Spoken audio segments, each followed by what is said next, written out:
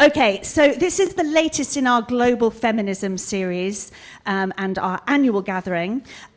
We have got an incredible guest speaker coming up for you, prize-winning author and academic Bernardine Evaristo, and we will talk to Bernardine very shortly. Now, this is an opportunity for us to bring all of our brilliant Circle supporters together. So thank you so much, because we don't get to see each other all the time, and we do all get on very well, and we get a lot out of these meetings. So thank you.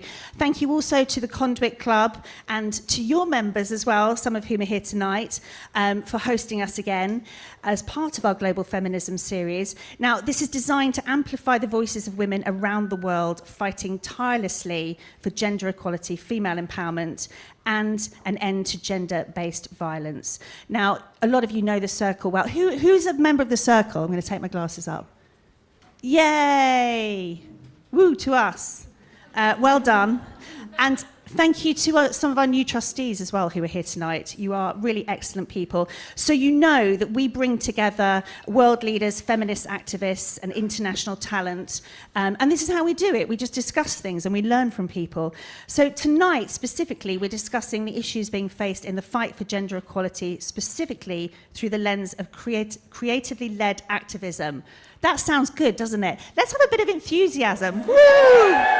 That's more like it. That's what I know you for. I know you're rowdy. Okay, so firstly, I get to speak to these wonderful women up here. So let me welcome you officially to Rakhi Shah, the Circle's CEO. Yes, always gets an enthusiastic welcome. And to Sadish Paul, who leads one of our grassroots partners, Seek Women's Aid in the UK. Let's hear it for Sadish as well. Thank you. Okay, so Rakhi, I'm going to come to you first, if I can. And in my usual style, I need you to compress everything into 5 minutes. Sorry. Well, look, first of all, here we are again Yes. on an annual basis. It's really important for us to be able to bring together our supporters and you. So everybody, welcome. Thank you for being here. It's really important annually to have a bit of a snapshot of what's happening globally on women's rights and on global feminism. And this time last year, I think we were feeling slightly more positive post-pandemic.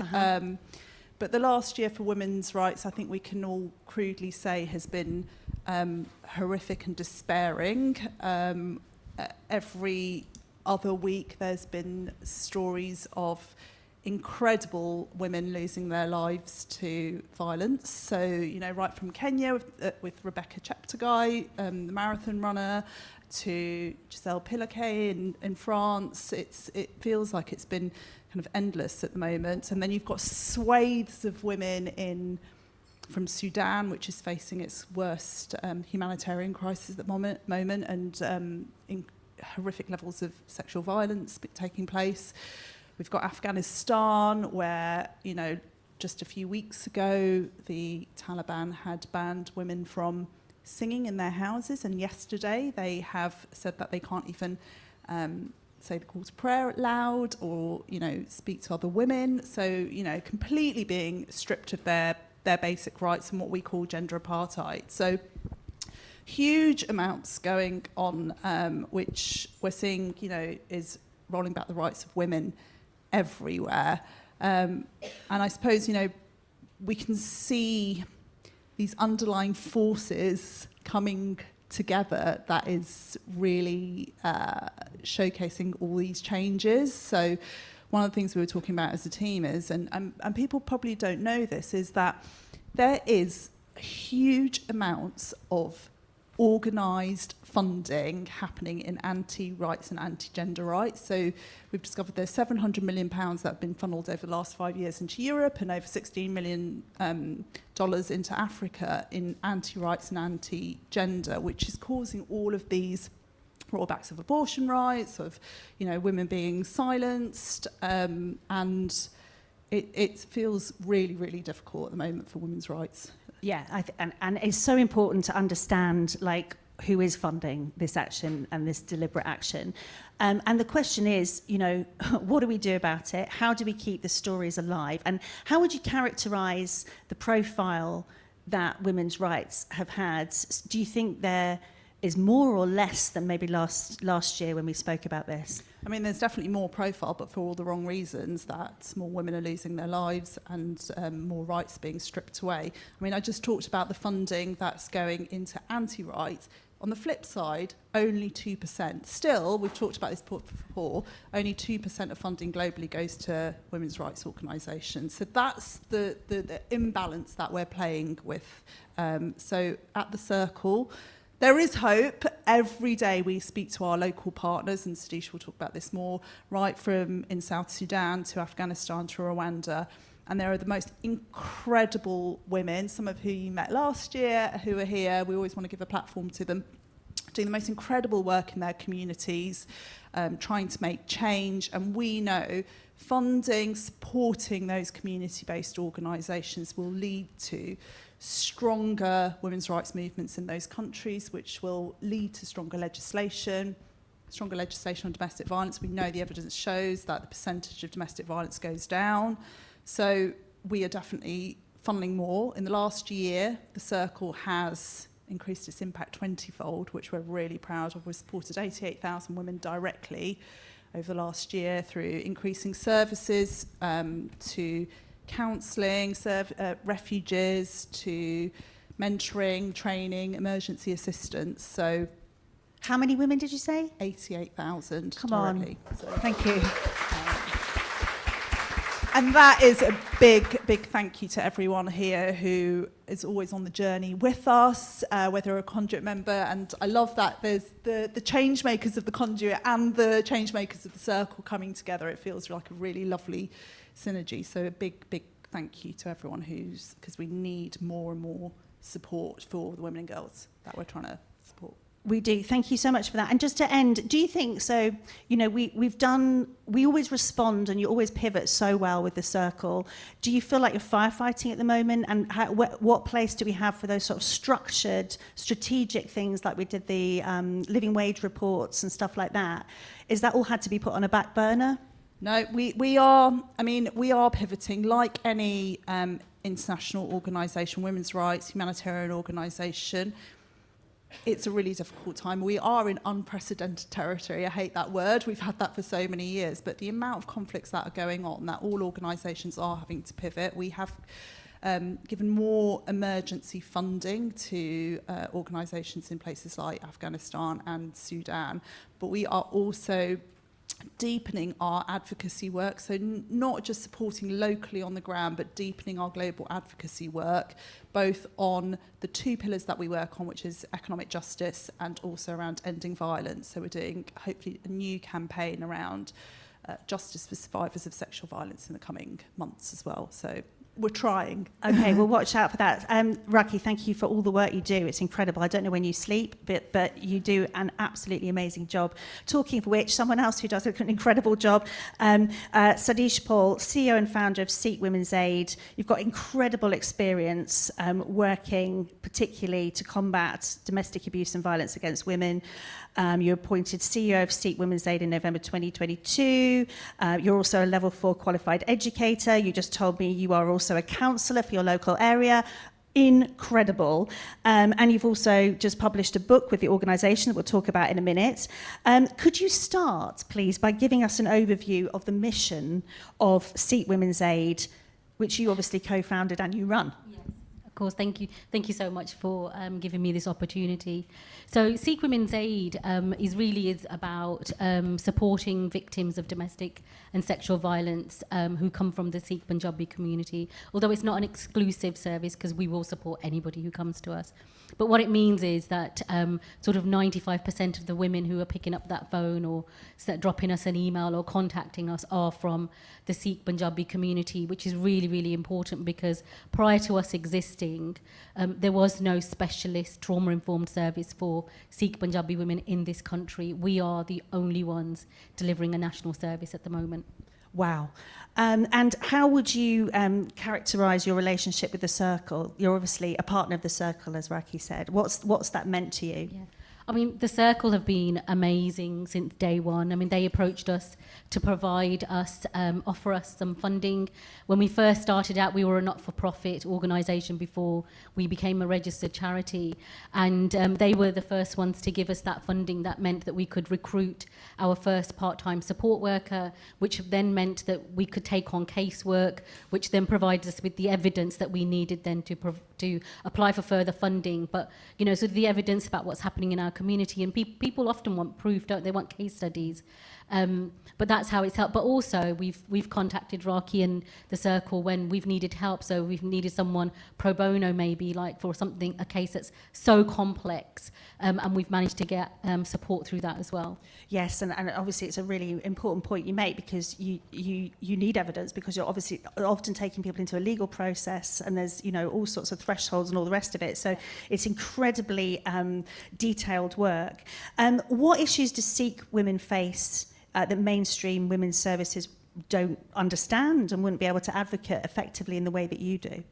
So, I mean, you know, Sikh women, just like any other woman, you know, around the world, experiences similar abuse and trauma. But there are issues and concerns that are quite nuanced within our community. And that's what we offer. We offered a nuanced service, which is trauma-informed, culturally sensitive. We understand the faith as well. So we're able to bring all of that together. And women don't have to explain things to us. They tell us what's happening and we understand. And that's the, you know, the key issue here is about providing support that they need without them having to give us reason for it, and that's why we set up, and we saw what was happening. But our community is seen as very much as a progressive, educated, sort of sometimes wealthy community, because that's what people see on the outside. But what Sikh Women's Aid did was lift a lid on what was happening, and because we knew what was happening. I've done this work for a long, long time, and Sikh women were not coming forward.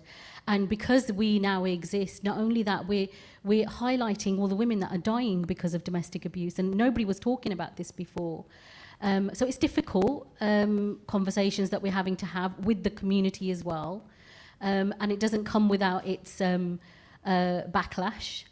But what we offer is that understanding, and it's not just domestic abuse, we're talking about gender-based violence. Women in our community often, from birth, or pre-birth even, because there's still an issue around the abortion of female fetuses in our community, and people deny it happens, but we know it's happening. These are really, really serious issues. We were talking about the numbers before, and it's really, really shocking. What do you need? What do you need now to be able to do your work, and how do you keep yourself safe? So money is always good, because that helps. But we need public health to listen. We need the government to listen. We need commissioners to understand what the needs of our women are. There is so many issues going on. We're talking about faith-based and spiritual abuse as well, which is a very, very difficult subject in any community, any faith. But we need people to listen. We need services commissioned specifically for, by and for, not just for the Sikh community, but for the Muslim community and for all the other women's groups. Because like what we need, our women need as a by and for service, we know, we get it. You know, we can really impact these women and change lives, save lives even. A few weeks ago we had to extract a woman from her home. We paid for that because the police wouldn't step in. We had to get security in for them.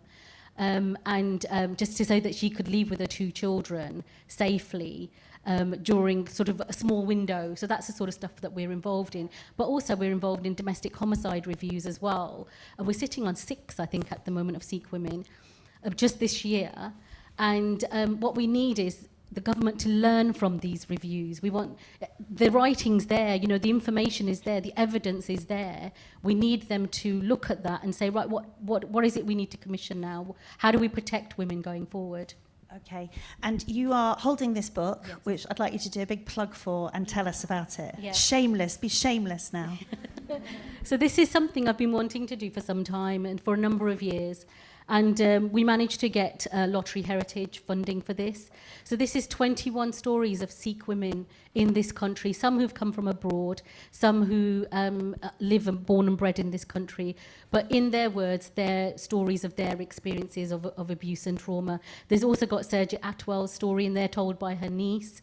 Surjit unfortunately lost her life back in the 1990s, but her niece told that story, but her niece also tells her own story as well. So it's the story of 21 women in their voices, and we want people to read this, A, from our community, because we need them to understand and accept that this is a problem, because there are still too many of them who deny, that domestic abuse is a problem in our community. But we also want the likes of public health, again, commissioners, to pick this up and read it so they understand what women's experiences are truly like, because it's all surface stuff what they get to hear. This is women's stories in their voices. Every time we run into a police officer for any police force, I always carry these in my bag. So I've said to them, take it back to your office, take it back to your officers, because they need to read this to understand when they're dealing with, whether it's a Sikh woman or a South Asian woman, what they might be going through, so therefore understand how they need to deal with that. Great job, and let's help get this book out and word out. Thank you so much, Sadish. Thank you. I think Sadish and Raki are going to be around, right, for the rest of the evening, so do grab them later as well. Thank you so much, guys. Thank you. And as they seamlessly exit to another large round of applause. Thank you.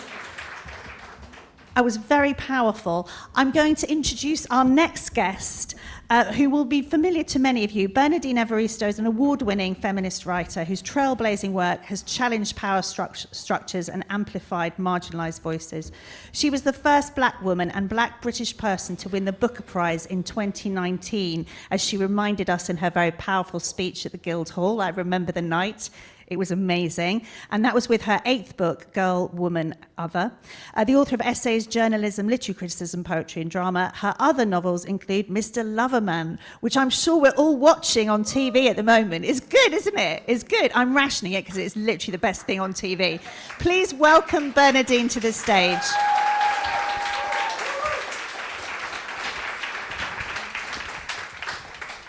I'm so excited to have you here. I've wanted to meet you for so long.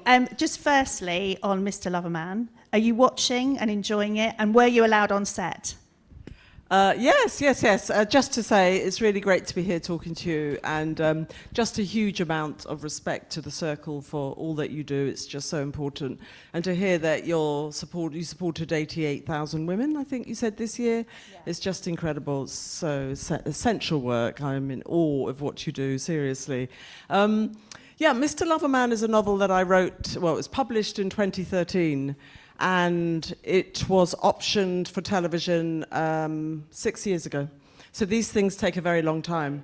And I was actually developing it for television a few years before that even. So it's been a very long process. But the production company, Fable Pictures, have done just this incredible job.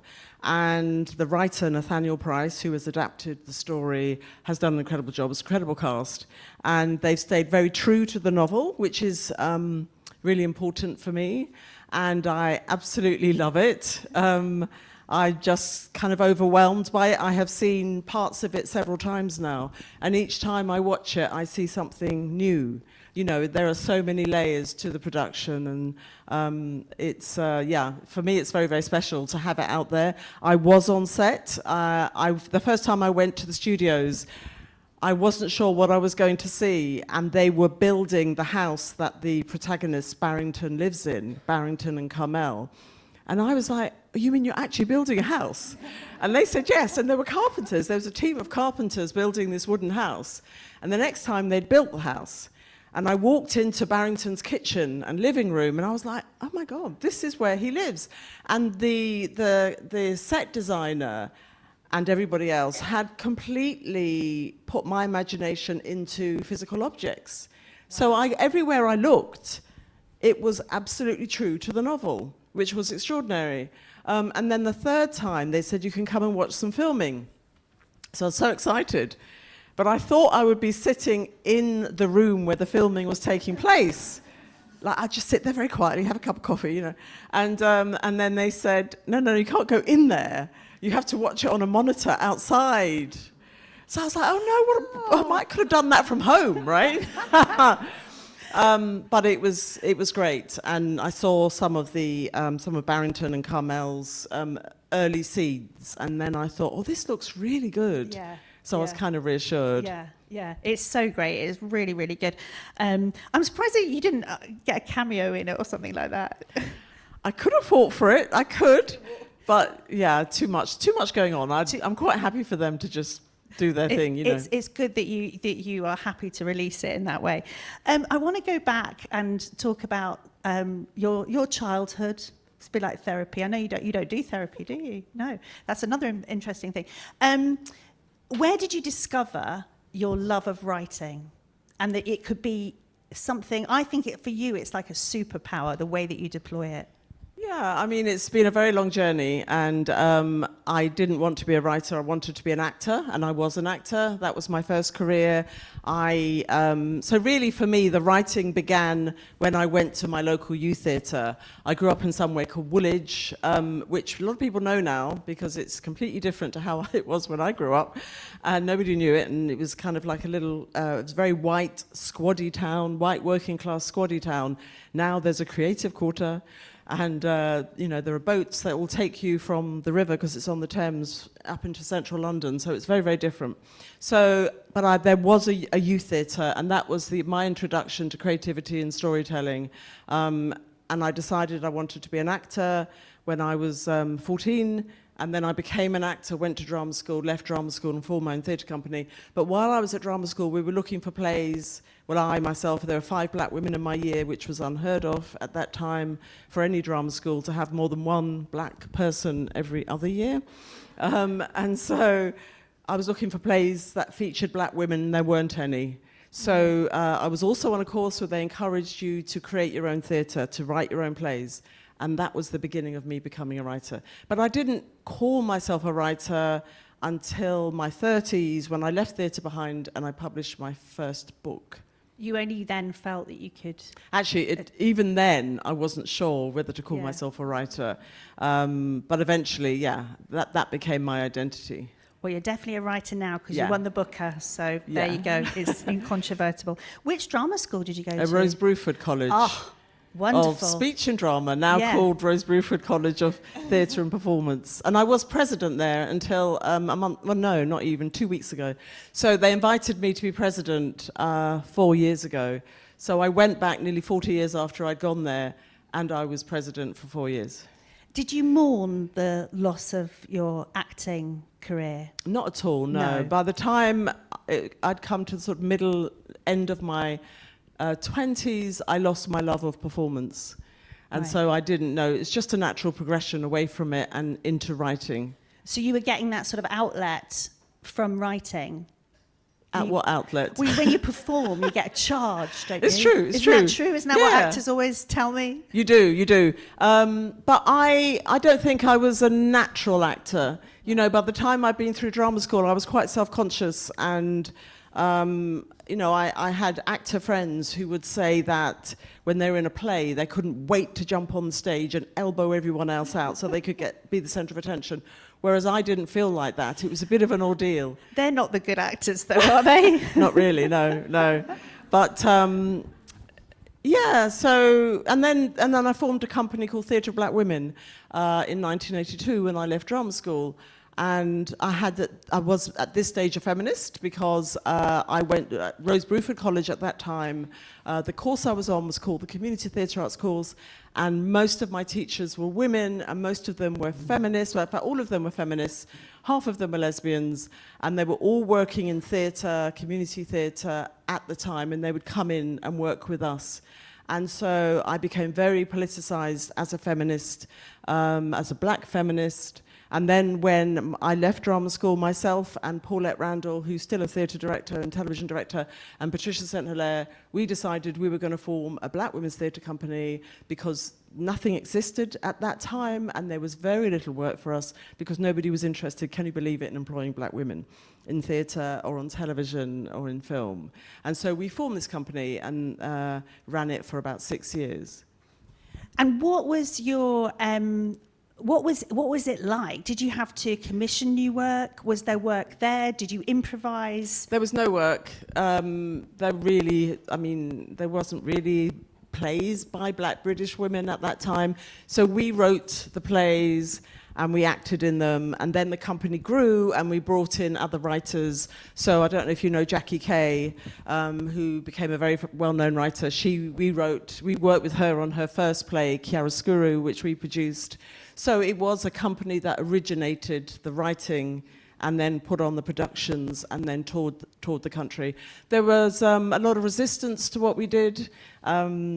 The mainstream sort of theatre world had no interest in what we were doing whatsoever. The black male theatre companies that existed, or at least they were black male led, weren't interested in what we were doing and didn't understand it and said we were being divisive. But the parts that were available for black women in those black male theatre companies, we didn't want to do because we felt they were often quite stereotyped. And there was an alliance, I would say, with some white feminist theatre companies. There was? Yes. Okay, I want to just backtrack a little bit. I want you to talk a little bit about your childhood and how that influenced what you went on to do. And you're so mission-driven from the start. You are very determined, I'm going to do this. If there's no parts, there's no work, I'm going to create them. Where did that come from in your childhood? Okay, so going way back, my father was Nigerian. He arrived in Britain in 1949, and within about 20 years, he became a very strong left-wing activist. He met and married my mother, who was a white English woman, and they got married in the 50s. Everybody on her side of the family tried to stop the marriage because he was a black man, she was a white woman, and but they got married, and then they had 8 children in 10 years, which also horrified my mother's side of the family. And I was the 4th middle child, you know, it says a lot. So they were in love with each other. They stayed together for 33 years, which, you know, it was a long time for a mixed marriage at that time because a lot of those marriages, for various reasons, didn't last. But my mother was also very political, and both of them, my father was the shop steward in the factory where he worked, he was a welder. My mother was a teacher, and she was the trade union rep in the school where she worked. So politics, not feminism, but politics, because my father was really not feminist, but politics, anybody who knows Nigerian dads, especially of that generation, politics was very much part of what we were doing, and trying to make the world better for everybody. You know, my father was a local councillor. He was a Labour councillor. He used to have these surgeries every Saturday where he would help the people in the area who would be white working class. So that sort of determination comes initially from my parents and for who they were, what their love stood for, and how they were living their lives as people without much money, you know, with lots of children, but still with an eye out on the society around them, trying to improve it for more than just themselves. And when you say that's what their love stood for, describe that a little bit to me, because that's an amazing phrase. Well, because they loved each other irrespective of what society was saying about race and racism, and you know, they loved each other as 2 human beings in a world that, for those of you who probably won't remember, looking at the audience, you know, was so deeply racist. You're talking about the 50s, 1950s England. It would be another 20 years before the Race Relations Act came into being. So you could be as racist as you liked and get away with it. And I think some people would like us to return to that. You know, look at the Trump rally the other day, and the kind of racism that was on show there. It's very worrying, as Raki said, very worrying times. So they stood for resistance against bigotry and belief in humanity and love, you know, love overall. You said that your father most definitely wasn't a feminist. When do you remember understanding feminism as a concept, or did it always feel innate? Oh, to no, you? not at all, no. Feminism, as I said at drama school, when I was being taught by these really radical theatre makers and directors, and we were taught to be critical thinkers at the drama school I went to, which was really unusual because drama schools generally were places where you went and you trained to be an actor. And you weren't really, you weren't encouraged really to be critical thinkers. Not then. I don't know about now. And so when I left drama school, I became I was a lesbian in my 20s, like for about 10 years. It was my lesbian sandwich? I can't remember how I phrase it. But I was heterosexual before, and then I was heterosexual afterwards. But in my 20s, I was a lesbian. Yeah, definitely a lesbian sandwich. Lesbian sandwich, that's it, yeah. That's it. And I was mixing in very strong female circles, a lot of women of colour, black and Asian, but we all identified as black, whether your parents or your ancestry or you came from Asia or Africa or the Caribbean or China. We were all, and even Turkey, we saw ourselves as black feminists. It wasn't really segregated from white feminism, but there were issues. So we were very much a community. So I was in this theatre company. We were running the theatre company, learning how to create theatre, and we were very much embedded in a wider community of black women artists who were also doing their own thing in a way that hadn't happened in this country before, because we were what would be called probably second generation. So our parents, or at least one of our parents, had come from somewhere else, and we were often born or raised in the UK, felt that we had more of a stake in this country, had a kind of more of a British identity, and had the freedom and luxury because of what our parents had enabled us to have, because of what they'd gone through, to be able to pursue the arts. And I've written about this quite a lot, but it's very, very interesting that my generation of women in the arts, in particular visual artists, have done incredibly well in the last few years. I won't go into their names, but people like Labaina Himid and Claudette Johnson, Ingrid Pollard, have walked off of some of the biggest art prizes in the world. A bit similar to my career, but we all began in the 80s when we sort of gained strength from each other and were very much a community of artists who were politically feminists and very politically conscious and determined to be a voice in whatever art form we chose to be, to make an intervention into this society. Did you ever lose hope that you would be able to make the intervention that you wanted to make? For example, you talked before briefly about the black male theatre companies not wanting to work with you, or you didn't want the parts. They definitely weren't on the same mission as you. Did you ever kind of lose hope and just thought this is not gonna happen? We were really feisty and really determined, and kind of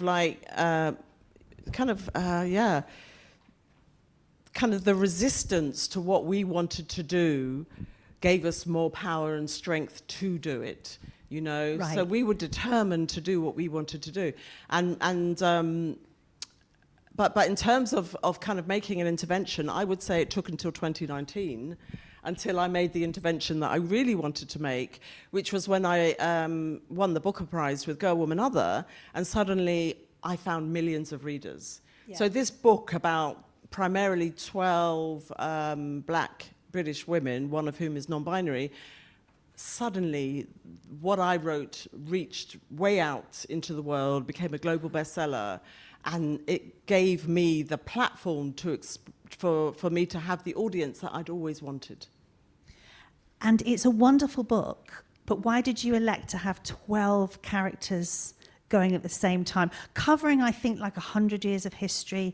I mean, that must have been a very tricky job. You know what it was at the time, and it's got better, but it's still not great. There just weren't, black women were not being featured in black British books unless we wrote them, and there weren't many of us getting published. And so while there were always one or two individual writers, black British women, who were doing really well, Very few other people were getting published and sustaining lifelong careers. And at the point at which I started Girl, Woman, Other, which was 2013, I was just really fed up with the fact that we were not present in the body of British literature. So I thought, well, I'm going to put as many black women as possible in a single book. And I started with a ridiculous number and whittled it down eventually to 12. I just think that's so incredible. And I mean, it's so brilliantly done. And I wonder, now this goes back to, I think, to your theatre training and the way that you had to, you know, create everything just to be able to, you know, use that medium. And how you managed to channel activism into that in a way that other people just weren't doing. Is there something about the process and the discipline of theatre that allowed you to deal with all of those characters? Because that's hectic. Yeah, it was really hectic. So it went through, I always forget, but I think it was 6 drafts. And it was a mess, I would say, for the first 3 drafts. Because you have these 12 characters and you experience them for the whole of their lives. You know, and somebody like Hattie is a 93-year-old farmer who's, you know, living in the north of England. And then you've got 19-year-old Yaz, who is much easier to write because she's only 19. But then you've got every generation in between. And they're all kind of interconnected in some way. And then you have all these timelines to manage, as well as the fact that they're all completely different from each other. So it was really difficult. And it kind of required a mathematical can't even say it, mathematical precision that I don't have. I don't have a sort of a clinical methodological mind. You can't even say the word. So I'm much more kind of organic and creative. So it took a lot for me to be able to rein it in and to be able to create a structure that people could follow easily. And a lot of courage to see that project through. Well, you see, that was my 8th book, and I had spent 5 years on one book, 4 years on another book. I have written books that I've thrown away because they haven't been working, well, they didn't even reach book stage, they were manuscripts. So, you know, this book was written after many decades of kind of creating characters, writing stories, trial and error. Did you literally throw them away? Yeah, or literally. They're not salvageable? No. What a shame. Okay. I'm sure there's something in there. Okay, so I want to ask you about global feminism as a concept. It's a term that, you know, has defined our work really at the Circle. In previous interviews, you've said that you found the feminist movement exclusionary, frankly, and didn't really accommodate black women, and you've given us a couple of examples of that. How have things changed in recent years for the better or worse, in your opinion? And how important is a global feminism movement to you, and even that term in and of itself? Well, it's definitely something I draw on in my own work. So certainly, you know, in the 1980s, we called ourselves black feminists because the feminist movement was primarily white and middle stroke upper class, especially in the arts and especially in literature. Now, people deny that now. I hear them denying it, but that was the reality. So if you, and I explore it in Girl, Woman, Other, actually, through the character of the 2 characters of Amma and Dominique.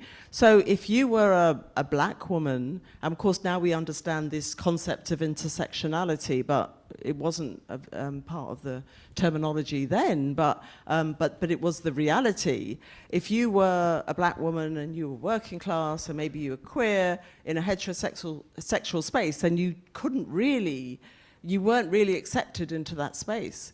And so what we have now is we do have the term intersectional. You know, the Me Too movement did regenerate the feminist movement. And of course the backlash that came pretty quickly after that, but that's inevitable. The same as Black Lives Matter generated a backlash that we're living through today. And so there is this understanding that to be a feminist means that there are different parts of your life and your identity and your experiences that are all kind of floating around and that need to be taken into consideration, and that we are all part of a global, you know, ecosphere whereby we are all interrelated. And it's very hard today in this globalized culture to cut yourself off from what's happening elsewhere. So we were talking, you know, Rocky was talking about what's happening with the Taliban. Yeah. I mean, how can you cut yourself off from Yeah. that reality? It's very hard. And certainly in my own work, it's something that I'm exploring. It's very interesting because obviously this is an activist organization, but as an artist, activism underpins what I do, which is about creating a more egalitarian society and trying to, not to say change the world sounds like the work is kind of prescriptive, because it's not, but it's about being a force in society from perspectives that aren't usually heard. But at the same time, it's all, as an artist, it's about understanding the complexity of humankind and exploring character in a way that isn't always feminist. So for anybody who's read Mr. Loverman, the protagonist, Barrington, he's kind of a little bit misogynist. It's a bit tongue-in-cheek, but he is. And of course, that's not my politics. But my characters cannot be a vehicle for my politics, because nobody would read the books, right? Because human beings are just complex and interesting. And so my relationship to feminism, you know, has kind of changed over the years. I think I was more didactic when I was first writing, and now my work has become much more nuanced. And just kind of, I understand the grey areas. It's all about the grey areas. But having said that, Mr. Loverman the protagonist is a man, and the secondary protagonist is his wife Carmel, and then there are the two granddaughters. And because that was a very kind of male-dominated book with Barrington and his long-term, if anybody doesn't know, long-term lover, Morris, who's 60, so it's a queer book, I then wrote Girl, Woman, Other. So that was also written in response to Mr. Loverman. I get it. And you said before that the Booker Prize, winning the Booker Prize, gave you this huge global audience. What do you do with that audience? What's your plan for that audience? And how does that change your mission, I guess? It doesn't change my mission, because I'm still writing the books that I want to write. I think there is a bit more pressure on what I do because there is a lot more visibility. So, but I have to return my creative space to what it was like before the Booker, when nobody was waiting for the next book, when I would have to fight to a certain extent to get this sort of attention that I wanted for my work. And that's a really good space to be in creatively, because there's a lot of freedom there. But I also know that I have a lot of power, and I realized when Twitter was Twitter, when I was kind of active on it, I'm barely on it these days, that I could put out a tweet and it would become a quote. In the newspaper, in the media. So as somebody who I have my creative side underpinned by my activism, but I also have my activist side where I've set up various initiatives around literature and the arts to kind of develop writers mainly. And that has definitely been helped by the profile that I have. Tell us a bit more about those initiatives. Okay, so I set up a project called the Complete Works Poetry Mentoring Scheme, and I set that up in 2007, and it ran for 10 years. And it was a scheme to bring on Britain's poets of colour, because we discovered that under 1% of poetry books in the UK were written by poets of colour, and that simply wasn't acceptable. And there were various reasons why that was the case. So I got a report commissioned with the Arts Council, and they looked into that. And then once the report had been published and presented, I realized that nothing would happen unless I did something. So I then initiated this scheme that ran for 10 years, and 30 poets were mentored over this period. Very, very talented writers. Some of them were already on the road to publication and doing quite well in their careers. And now they are out there, finished in 2017. They're winning all the biggest prizes in the country. It is a phenomenally successful scheme. I didn't run it. Somebody called Dr. Natalie Teitler ran it for 10 years. And yeah, we've had 3 of the writers have run the Sunday, won at the Sunday Times Young Writer of the Year Award. If anybody knows about poetry prizes, the T.S. Eliot Award has been won twice, the Forward Prize. It's amazing, and prizes are a marker of, external marker of success. And also because these writers have origins in lots of different countries, Indonesia, China, Hong Kong, all over Africa, all over the Caribbean, India. They are infusing British poetry with cultural perspectives that barely existed before.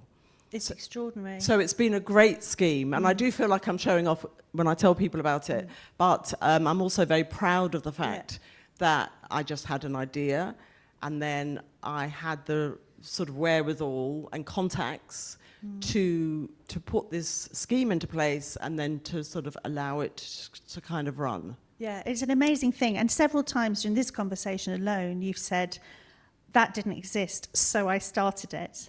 Or, Yes. you know, that time, if I'm getting the coordination right, you commissioned a report, but you knew no one was going to take it up, so you had to start the thing again and again. Yes. Does that ever piss you off?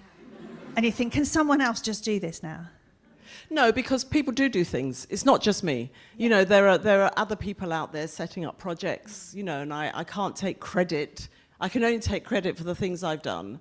But I'm very aware that change doesn't happen if individuals do not make it happen, right? So each individual needs to take responsibility to help change the society in whatever way they feel it needs to be changed. And sometimes people can be very passive. And, you know, for many years ago, I just got fed up of people who complained. Because the people who complain are not the people who get out there and make change happen. I have a very positive mindset, generally speaking, not perfect. Noticed. Not perfect, generally speaking. I struggle with it sometimes. And so I always want to see how to create solutions, right? Because, and that's what my father did, and that's what my mother did. So, you know, it kind of comes from them, I think, to a certain extent. And I also have quite a healthy dose of cynicism in that I do know that people won't make things happen. Most people won't make things happen. They're concerned with what they're doing, the little orbit that they live in, their personal progression, and often not necessarily interested in the wider community. And at the point at which I was setting up these schemes, there were others, including the Theatre of Black Women. I was not in the position I'm in today. I didn't have any money, I didn't own a home, you know, nobody was paying me to do it. This was not, you know, when I talk about activism, I'm not talking about anything that anybody paid me to do, because I think that's different. That's work that you're being paid to do. These are schemes that I've set up just because I believe in it. And how do you, because there'll be a lot of people here and joining us online, we haven't forgotten about you, who want to set things up, trying to set things up. How do you develop that resilience? Because that's a central theme of your memoir, Manifesto. Where does that kind of come from? And can you kind of work on it? Can you sort of exercise it like a muscle in the gym? I don't know. Well, you know, resilience comes from experience, doesn't it? And I think it's very hard to be resilient if your resilience hasn't been tested. So I have the resilience that comes from living the sort of pretty long life now, and I've been through many experiences. I've had very difficult times. You know, I had a very difficult relationship in my 20s where I was completely dominated by another individual for 5 years, right? I talk about that in Manifesto. I've had, you know, financial difficulties. I've had a lot of career success in terms of critical approval, but not financial success. Yeah. You know, and because I have been very ambitious with my life and I wanted so much more than I was getting, I had to fight myself in order not to be crushed by that and to continue to believe that I would get the rewards that I wanted in my life, and to surround myself with people who are positive influences. So I don't really, if I can, have people in my life who will bring me down, you know. And of course, there are always naysayers. There are always people who will try to project their limitations onto you. So when I won a Booker Prize after about a year and I was getting a lot of attention, somebody said to me, "I'll be over next year." And so somebody in my family, and then a year later, I said, "Oh, it's not over, is it?" And they said, yeah, 2 years. In 2 years, it'll be over. I was like, you know, so I can laugh at that, and I did laugh at it. But that's because I'm resilient, right? Somebody else will think, "Oh, well, maybe it'll all be over," you know. So yeah, and I've been attacked very recently in the media in my role as the president of the Royal Society of Literature. It's a very long story, but you know, the organisation is an incredible organisation. It's 200 years old. It's very progressive and opening up society in a way that it hasn't done before. And then there's an argument going on with some people, and because I'm the figurehead, not the CEO, not the director, I'm the figurehead, meaning I am just the figurehead, but I'm well known, I'm the person, you know, attacked in the media. And, you know, that's character forming, isn't it? Well, when the right-wing media decides to try and take you down. How do you deal with that? It was hard, to be honest. Yeah, it was hard because I didn't see that coming.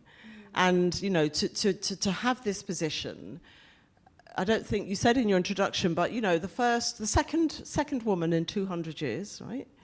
And that's not the most extreme case for the Royal Societies. So the second woman in 200 years, and the first person of colour. The first person who did not go to Oxford, Cambridge or Eton.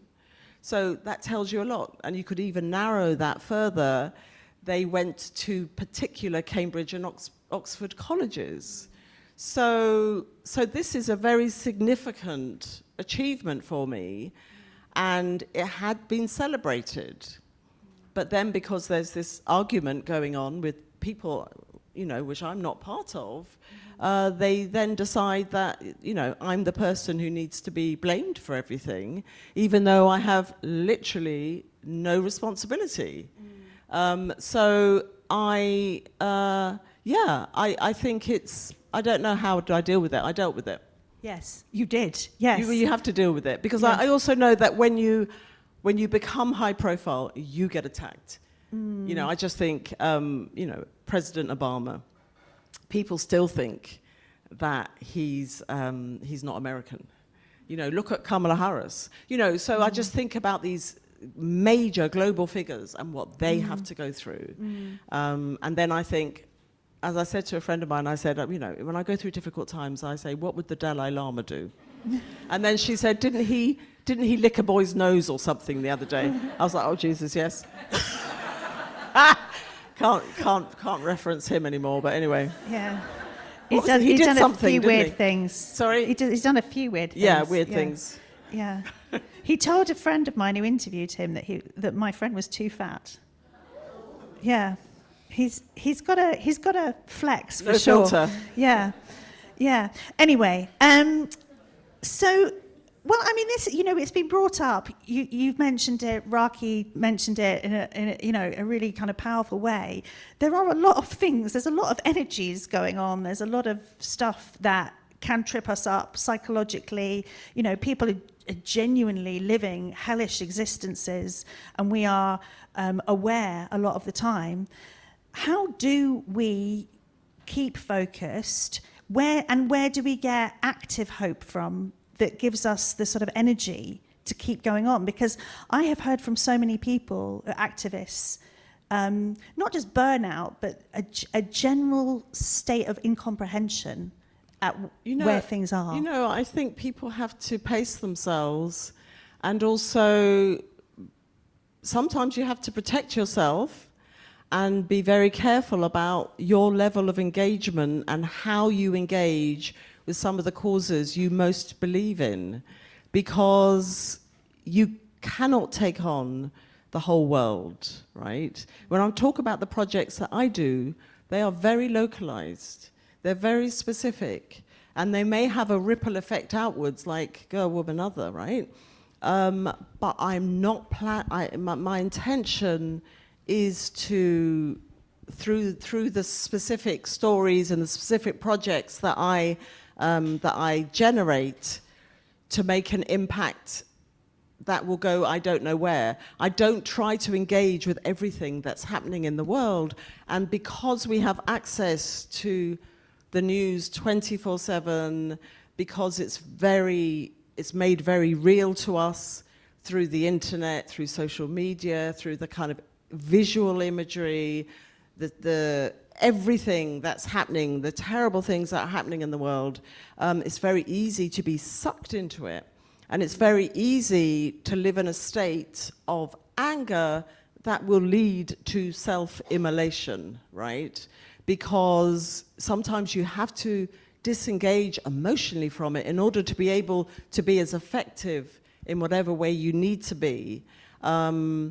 So I see what happens on social media. People who are just screaming in this country, screaming all day, every day. I'm not even going to get into the specifics of it. And then they're saying, oh, I haven't written anything for 2 years. I'm like, of course you haven't. It's like, get away from it. Just go away. Be quiet. You know, do some spiritual work if you need to. Meditate.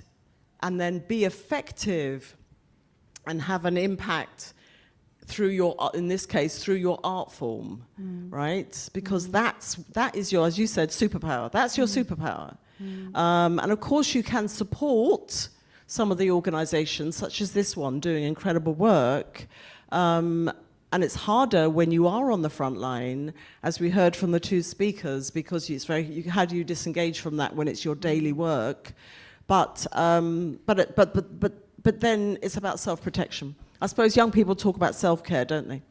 Yes, yes. Which is a good, you know, it's a very good thing. It's a very good thing. But I think people need to make decisions about what they could do and how they can be most useful.